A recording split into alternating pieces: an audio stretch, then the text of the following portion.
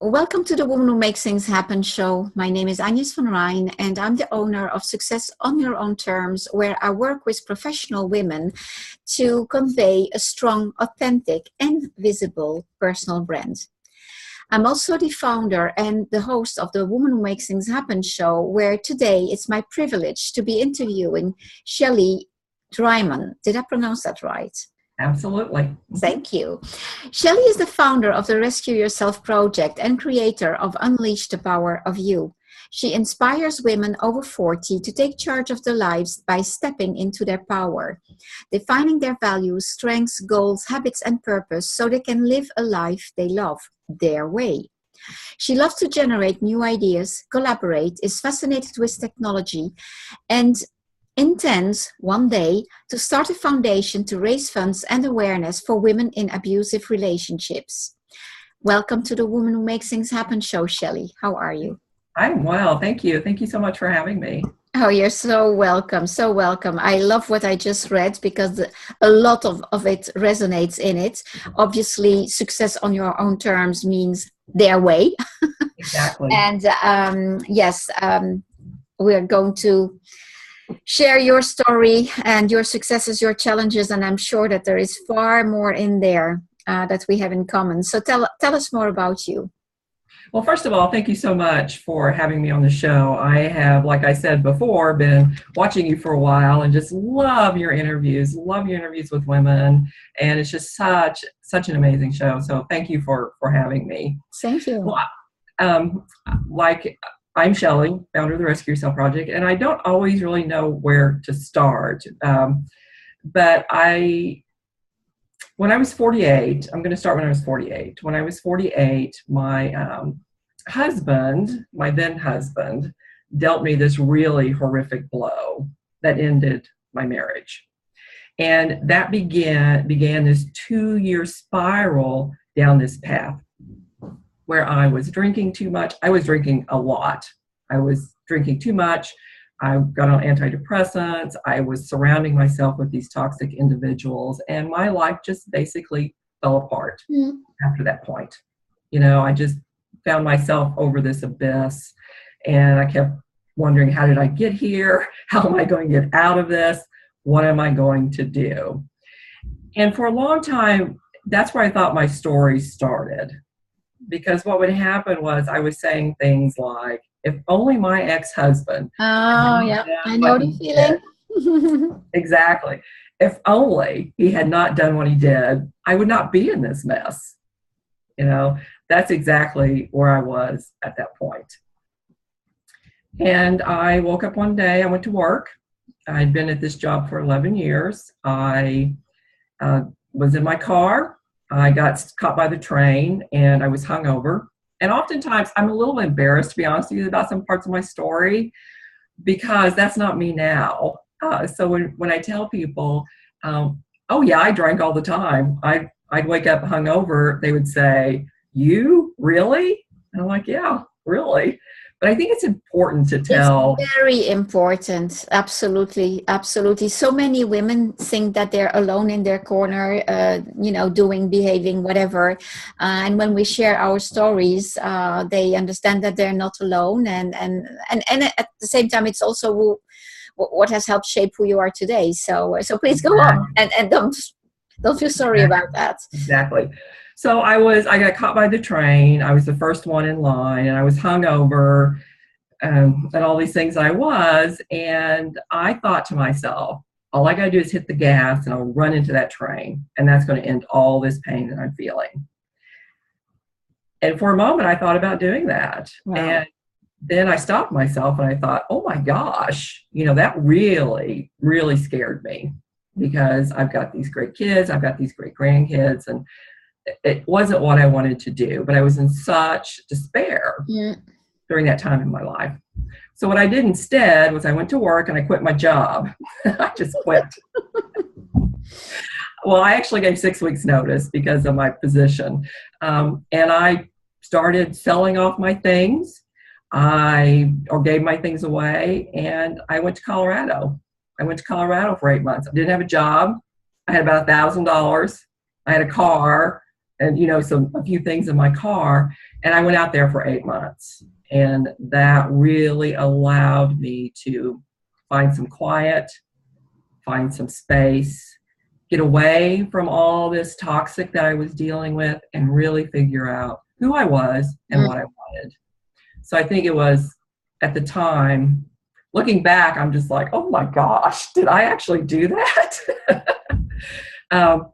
But now I think it was a very bold decision, and it was one of the best decisions I've probably ever made in my life, actually.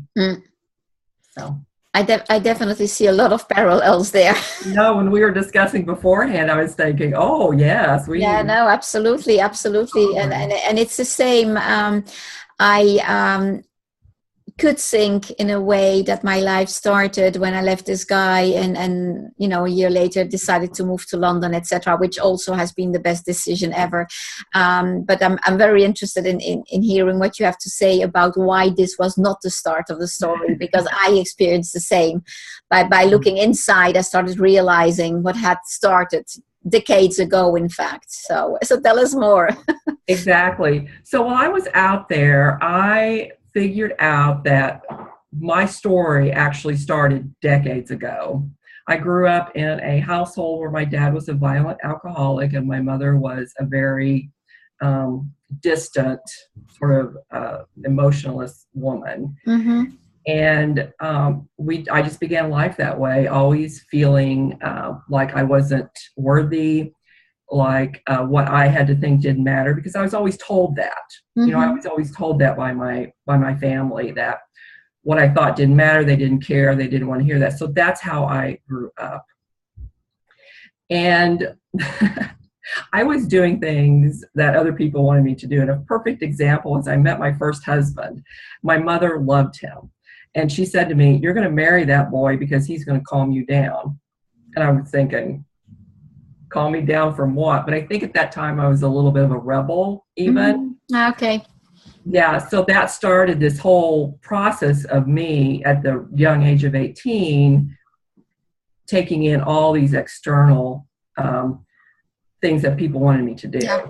And that's what I started doing. And I did that for the next, 30, 40 years, basically, is what happened. That's when my story started. Right there. I'm not surprised. Yeah. So I was living everyone else's life. I didn't know who I was. I didn't know what I wanted. So out in Colorado, I was really able to figure out where I wanted to go in life. I spent some time thinking about what are my values? What are my strengths? Why am I not playing to my strengths? I'm playing to my weaknesses. Why am I not playing to my strengths? Why am I not taking my core values and integrating them to everything I do in my life? I started researching about habits and beginning to fully understand how the impact our habits have on our lives, even if we don't really realize that we're doing these things. In particular, if we don't realize it. Exactly. And I did so much research on habits and learned about, not only breaking bad habits, but developing good habits. And I also figured out how to get my emotions under control, which was a huge step. And finally, feeling like I could take control of my life. So you need to tell us more about that, because I'm sure that a lot of the viewers will be very interested in that. I mean, women in particular. Yeah, I'm actually was going to tell sort of a funny story here. All my life, I've been, how can I say this? All my life, when something happens to me and I feel angry or sad or all those bad emotions, the emotions that we deem as bad emotions, I would just spew. I would just, verbally spew at people. And I would just be in that moment. And I would just be like, rah, right at them. And then I would feel better for a little bit. And then I would start feeling bad again and think, oh, I need to go clean that mess up. I created this mess. Now I need to go clean it up. And I knew this. I would actually say to people, I need to go clean this mess up because I have just spewed my emotions. But I couldn't make the connection on how to stop doing that. So when this whole fiasco with my second husband, I would I would actually like drive by his house, my old house. Yeah. And if I saw like a girlfriend's car parked there, oh my gosh, let me tell you, these emotions would just start bubbling out. And I would pull my car over and I would text him. I know here I am a 48-year-old woman. Seriously. And I'm like texting my ex-husband. Behaving as a teen. It was crazy. Emotions. Yeah, exactly. To me, it just seems like the craziest thing ever. But what I was doing is I was feeling bad because I had this emotion and I needed to get rid of it. Mm-hmm. So I would purge this through text messages with my ex-husband. And now I know what we need to do is we need to just sit with that emotion, which is, let me tell you, it's hard. I'm not going to tell you that's easy. Oh, of course. It is very difficult when you're feeling mad or sad or, something, you feel someone has wronged you. You just want to instantly get that out there. But now I just sit with my emotions and I feel what I'm feeling. Emotions aren't good. Emotions aren't bad. They just are. They are, yeah. Exactly. And so then I say to myself, yeah, Shelly, you're mad, and that's okay. It's okay to be mad, but we're just not going to act on it. It's okay to be mad. And I just sit with it. And a lot of times I can, 5 or 10 minutes, I'm done. But then some other times for half an hour, that anxiety and stuff, it's difficult. So, and that's one of the things I want to convey to women is we were talking about this earlier, so I'm going to backtrack a little bit. We talk about, we see people who we feel have just this fabulous life that have it all together, because a lot of people see me as that right now. But they don't understand the struggles that we went through. So I'm always telling people, I started right here in this big old hole, and it was hard. It wasn't easy. I mean, you can do it, as you and I know, especially you with your story of actually leaving another country, and starting this fabulous business and doing all these things. It's difficult, but it can be done. So I want women to understand that this is a process that we have to go through. It's a journey. Mm-hmm. And it's taken me 4 years at least to get where I am. And I'm still learning every day. I mean, it's a journey, like you said, and I will always continue to learn, new things about myself and how to implement them, integrate them into my life. And that's and I think that the very important thing for the viewers to understand, and you pointed at it, is that as long as we start looking for the answers outside of ourselves, we are just not moving forward. Whereas if we understand that the answers are inside, which I suppose, like was the case for me, for you is you blamed him originally, and I suppose that now you look at it from a different perspective. I had the same. I started thinking that it would have been easy to blame him, but I started thinking, but what has been my role? Why have I let this happen? Which then unraveled a whole pattern that was answering needs that I have. Exactly. Or had, I should say. Exactly. And so, don't look outside. Ask yourself, what is it telling you about yourself? Yeah. Well, one of the things I discovered, because I had a bad habit of doing that, everything was everyone else's fault. My parents, my boss, my teachers, whatever, everything was everybody's fault. But what happens when we do that is, first of all, it's very comfortable. It's a comfortable place to be because we don't have to take a look at ourselves. If it's their fault, then it's not our fault. Of course, that's why we do it. Exactly.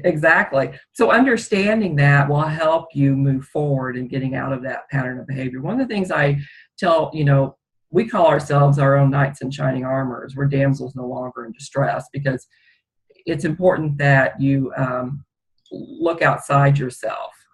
And look inside yourself to figure out what's going on and not take all these external things on, because the answers are inside of you. You know what you want, you know what you need. You just need to spend a little time in figuring those things out. So yeah, we get in those comfortable spots, and it's like a comfy couch. Like, oh, I'm just going to lay back here and not, and complain and feel sorry. And another thing too is I was surrounding myself with all these toxic people that reinforced this behavior that I wanted to engage in. Of course.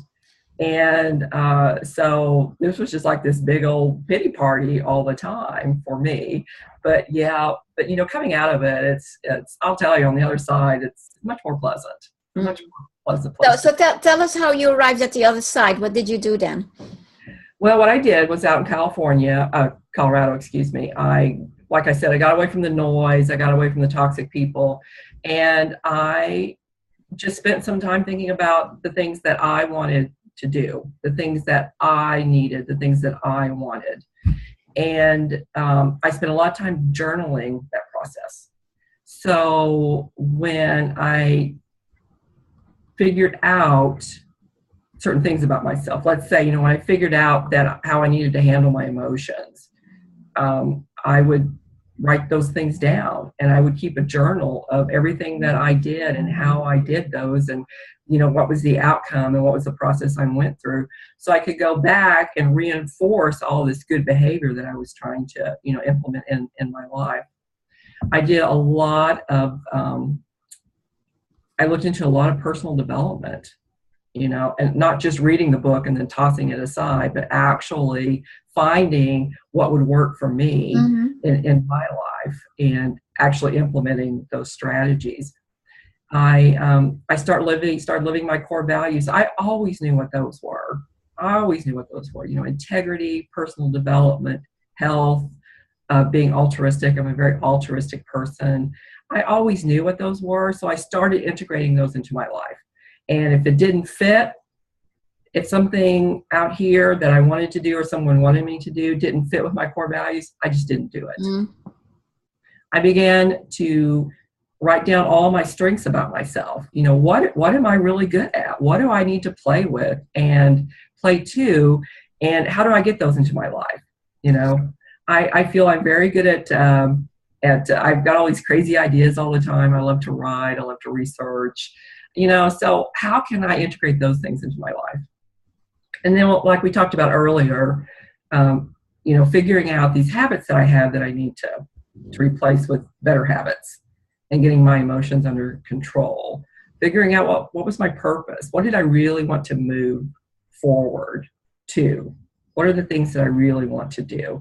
And I took all these things together, my core values, my strengths, learning how to handle my emotions, learning what to do about my habits. And I just moved forward with all that. I just put this because a lot of times what happens is we work in silos. We set goals, and I say this all the time, we set New Year's resolutions. Well, I want to lose weight. Well, why? Because everyone else is doing it? Or you think that's something that you need to do? So we set these goals or these plans in these silos, and they don't actually integrate our strengths. They don't integrate our values. We've still got this really nasty habit we need to get rid of, but we're setting a goal to be healthy, but we've got this, bad habit of eating a half a gallon of ice cream every night that we just can't seem to break. So I think for me, it was putting all these things together. Yeah, that's what I always call connecting the dots. Huh? It's connecting the dots to step into the driver's seat of your life. That's really what it is. Yeah, that's a good way of putting it. Yeah. So I just put all these things together. I wrote out a personal development plan, my goals, my action steps, the core values that fit with this, the strengths that I was going to use, any obstacles that might be in my way, and how I would work through these obstacles, and then what resources I had, either outside me or within me that were going to help me move forward. And that's basically what I've done. I know I say basically what I've done, but it's been work. It's been work to figure out. So coming back to that exactly, because life stands in the way. We have our ups and downs, and sometimes we feel like giving up.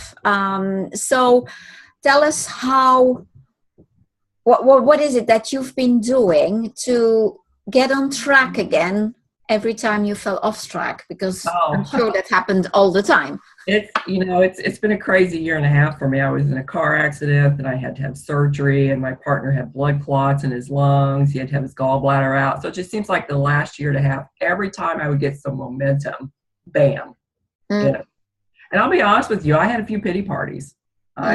Of course. I had a few pity parties. We're human. Exactly. And after, about a day of that, I thought, no, I've worked too hard. I'm going to get myself up and I'm going to move forward. One of the things that I've done is I've created my big why. Mm-hmm. Why do I want to do this? And I have two of them. I have a very selfish why. I have a very selfish why in that I want to be able to do what I want to do when I want to do it. That's it. Yeah.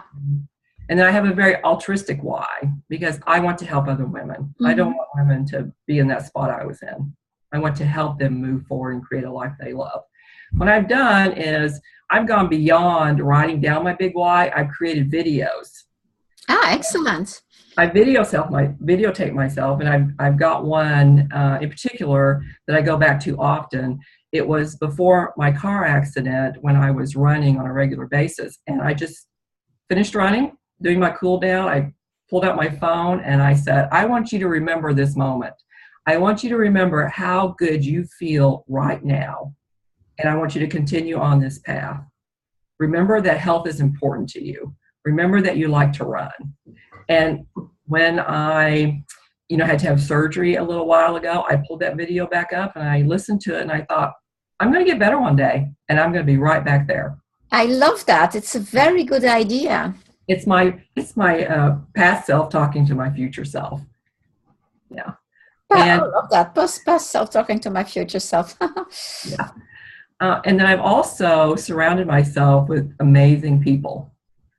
I think that has been the most powerful thing that I have done, is surround myself with, in particular, amazing women. Very important. That's what I call the base camp.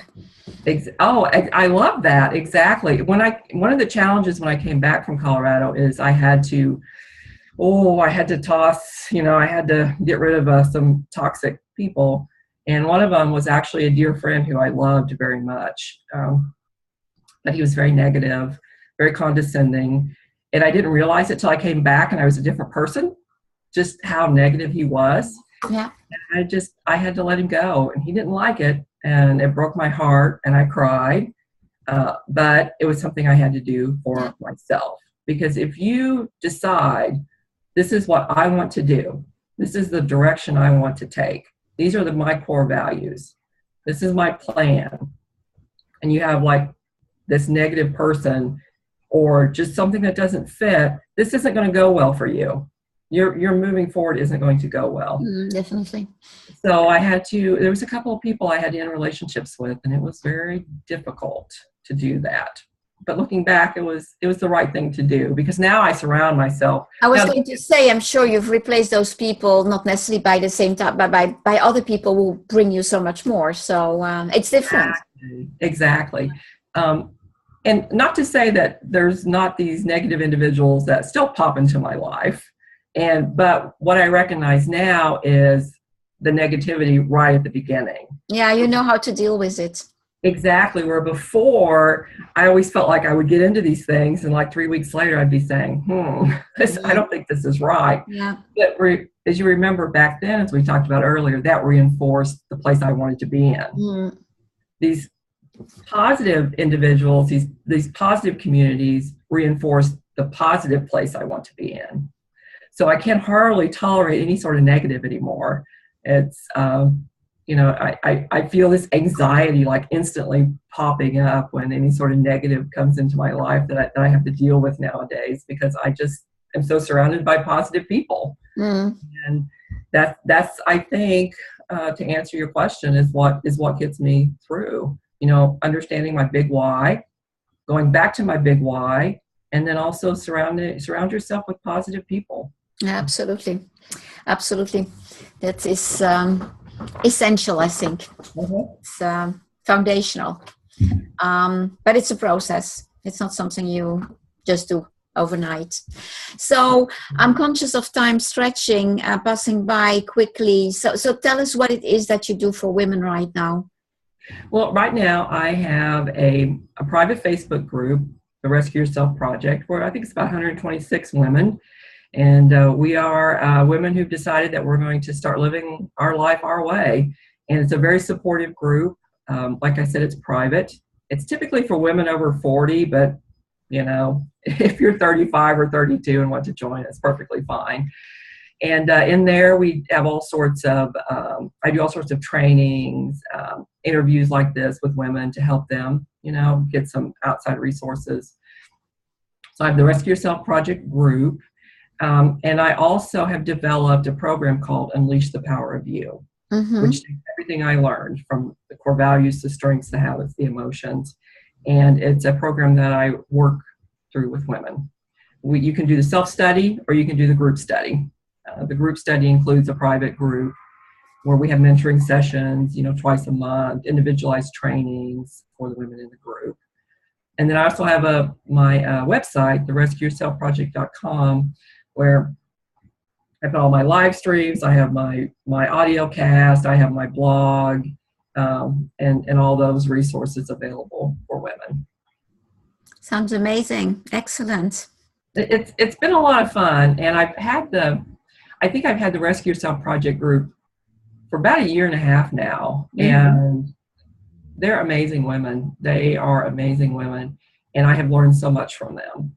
So I think that has been one of my greatest pleasures, you know, over the past 4 years was having this strong group of women that belong to my group to be able to interact with. And that's really something that I would absolutely recommend to the viewers also, is that, as I said earlier on, women in particular tend to believe that whatever happens to them, they're the only one experiencing it. And so when they start sharing their story, they understand that that is not the case. But from that space, if you then surround yourself with like-minded people, and I would say like-minded women in particular, it changes everything. Women can be so incredibly supportive, and making people understand that being in that place of vulnerability is okay, because it's okay to say I don't know, it's okay to say I need help, and exactly. You're just astonished at how much help you then get. We there'll be some times in the group where women will post something they're going through, like if they're leaving their husbands or if they're, you know, trying to do these things, and they've gotten to the point where they'll ask for support because it's a safe group. And that's another thing, you know, when you join these communities, they've got to be safe communities for you. Of course. Yes. So if you go in and you're vulnerable, then you're allowed to feel that. But yeah, they'll post in the group, I need your support. And man, our women are just all over that, all over it. So it just, I'm just so proud of them. I really am. Well, you can. So, Shelly, thank you so much. I see that we're almost there. It was a real pleasure. I definitely see all the things we have in common. Thank you. I had that feeling already, but it's definitely confirmed that we can probably share a few hours of experiences and things like that. So for women listening to this interview, to this conversation, if you too want to step into the driver's seat of your life and make things happen in your life. And I bring it, as far as I'm concerned, a step further because I link it to the professional life. I'm all about women entrepreneurs, but on strong foundations, on self-leadership, on emotional intelligence, etc. So if you're interested in doing that for yourself also, and you want to investigate how you can do that with me, I suggest you go to my website and book a discovery consultation with me by hitting the contact tab there. And my website is agnesvanrijn.com, and that is www.anyesvanrijn.com. And thank you again, Shelly. And for the you. viewers, see you in the next interview. Bye.